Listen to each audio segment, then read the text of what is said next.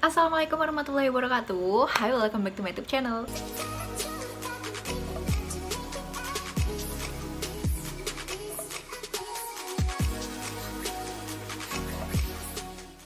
Video ini aku bikin random aja sih. Aku cuman pengen cerita tipis-tipis. Kayaknya juga videonya tuh nggak bakal panjang. Aku mau cerita pengalamanku waktu aku ikut seleksi CPNS di tahun 2019.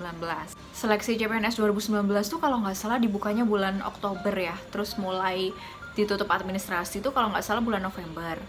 Terus mulai SKD-nya, seleksi kemampuan dasarnya itu di bulan Maret kalau nggak salah. Dan waktu itu aku ambil formasi verifikator keuangan di Mahkamah Agung, itu di pusat ya. Sebelum memilih formasi, aku tuh menganalisa dulu sesuai kemampuan dan kelebihanku apa.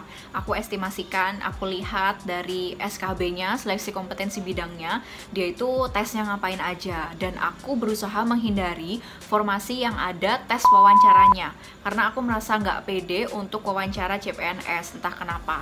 Dan yang aku tuju di verifikator MA ini, karena dia tes SKB-nya itu cuman CAT. Pengalaman pertama aku banget ikut seleksi CPNS, aku mulai belajar kan setelah bulan November itu, Desember, Januari, Februari aku belajar mati-matian, beli buku, ya nggak mati-matian juga sih ya, belajar pokoknya gitu, beli buku, terus aku belajar materi-materi yang aku masih susah, yaitu di TWK sama di TKP. Aku udah merasa aku mampu di TIU. Aku udah mengestimasikan itu, jadi aku di TIU nggak belajar maksimal banget, aku maksimalin di bidang yang aku masih belum bisa, yaitu di TWK dan di TKP. Aku merasa diriku bener-bener udah siap 90% menghadapi tes SKD. Aku pasrah apapun hasilnya, aku udah nggak sabar untuk menuangkan semua isi otakku yang udah aku isi segala macam soal gitu ya beberapa bulan sebelumnya. Aku jalanin tes dan ternyata kok tesnya itu ya alhamdulillah gampang gitu lah ya, alhamdulillah. Dan setelah nilainya keluar, nilaiku keluar segini ya, 414, dan aku bener-bener kaget banget. Padahal targetku tuh cuman 350 lah ya, 350 tuh udah bagus banget pikirku. Ternyata aku bisa dapet yang lebih daripada itu. Aku bersyukur banget, aku bahagia banget keluar dari ruangan, dan aku nungguin di layar, kan di monitor tuh ada nanti, jadi di ranking dari sesi itu aku tuh urutan keberapa. Dan kalian tahu ternyata namaku ada di paling atas di sesi itu. Aku senang banget. Aku peringkat 1 di sesi itu, yang kurang lebihnya sekitar 200 orang per sesi. Oh ya, di sini tuh aku ambil posisi yang jalur kumlot ya. Jadi di verifikator MA ini ada jalur kumlot dan jalur umum. Kalau jalur umum kuotanya itu 112 dan jalur kumlot itu kuotanya 29. Aku memilih kumlot dengan harapan sainganku tuh lebih dikit gitu loh. Emang sih saingan lebih dikit, tapi sainganku pastinya orang-orang yang pinter juga gitu loh, karena mereka kumlot. Dan aku takut untuk daftar yang umum karena aku merasa aku masih pertama gitu loh, aku nggak tahu kemampuanku seberapa, jadi aku masih nggak pede, aku takut tersingkirkan meskipun kuotanya banyak. Karena dalam pikiranku kalau kuotanya banyak pasti yang daftar juga banyak gitu kan. Dan yang daftar di formasiku itu kalau nggak salah sekitar 300-an orang lah ya. Terus diambil 87 dari SKD untuk lanjut ke SKB. Dan alhamdulillahnya ternyata aku lolos lagi, aku lolos, dan kalian tahu namaku ada di mana? Ya, ada di sini, di nomor 1. Dari situ aku semangat buat belajar SKB, mempersiapkan tes selanjutnya. Terus ada pandemi corona yang membuat SKB mundur gak karuan. Aku berusaha belajar, tapi aku tuh merasa bodoh banget karena aku ngentengin SKB karena nilai SKD-ku udah segitu. Aku mencoba cari tahu gimana cara belajar formasi verifikator keuangan, dan aku bener-bener menemukan literatur yang sedikit banget tentang verifikator keuangan. Entah kenapa sih, karena setahu aku verifikator keuangan itu formasinya masih baru. Aku jadi bingung kan, apa yang harus tak pelajarin. Akhirnya aku sampai beli soal-soal juga, beli materi juga, aku belajar dari situ, dan aku merasa materinya tuh bener-bener terlalu umum, terlalu luas, dan aku bener-bener bingung untuk mengkotak-kotakkan materinya, mana yang harus aku fokuskan dan mana yang harus aku pelajarin secara biasa aja gitu. Akhirnya aku belajar semampu aku aja, aku nggak ngoyo-ngoyo banget karena kondisinya itu aku juga udah kerja, jadi aku belajar SKB itu cuman seadanya. Aku ngeprint beribu-ribu soal, nggak semuanya aku garap karena wes kepalaku bener-bener nggak paham ya.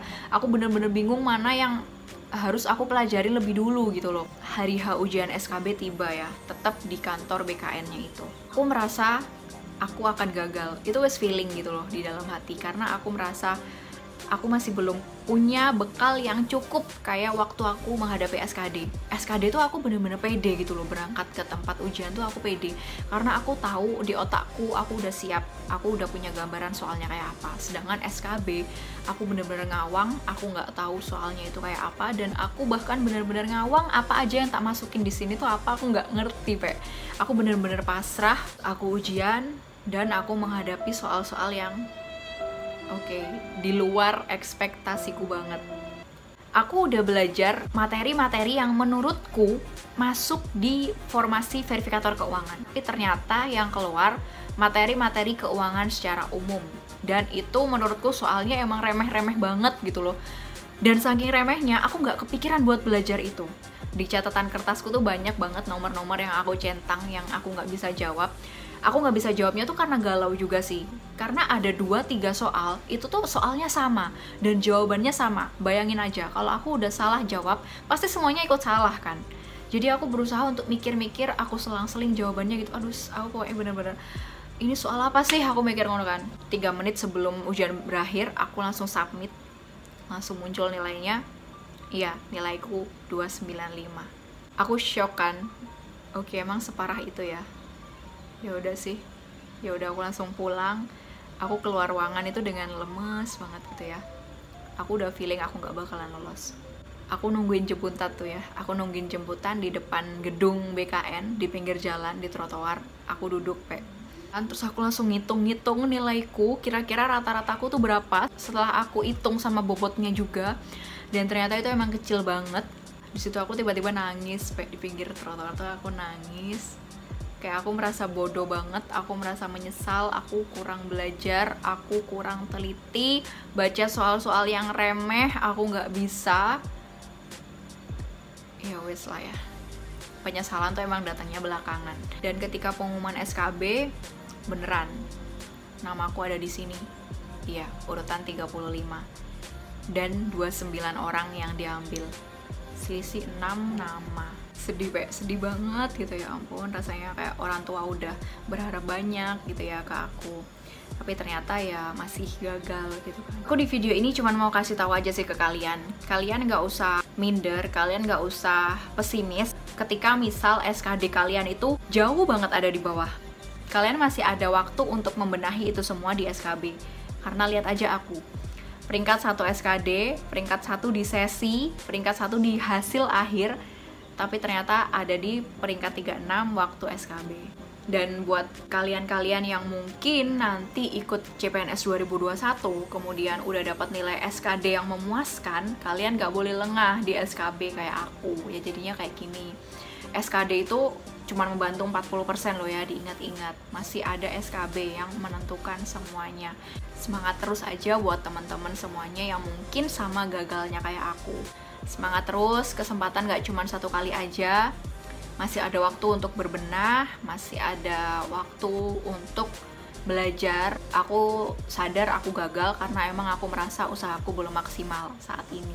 Maksimalnya hanya di SKD doang, karena mungkin aku merasa excited banget ya, baru pertama kali ikut CPNS gitu, jadi aku belajarnya agak ngoyo. Sedangkan ketika dapat hasil yang memuaskan kayak gitu, aku udah mulai kendor belajarnya dengan harapan nilai SKD-nya bisa membantu dengan sangat, padahal ya enggak juga. Ya udah segitu dulu sih yang bisa aku bagiin ke kalian. Random banget ya aku tiba-tiba bikin video kayak gini, ya udah nggak apa-apa lah. Cuman buat pembelajaran aja, cuman pengen sharing aja sebenarnya. Ya udah segini dulu video yang bisa aku share ke kalian. Semoga video ini bermanfaat. Jangan lupa like video ini dan subscribe channelku buat yang belum. Kalian juga boleh komen di kolom komentar bawah kalau kalian ada pertanyaan atau ada saran untuk video aku ke depannya. Dan sampai jumpa di video aku selanjutnya. Bye bye.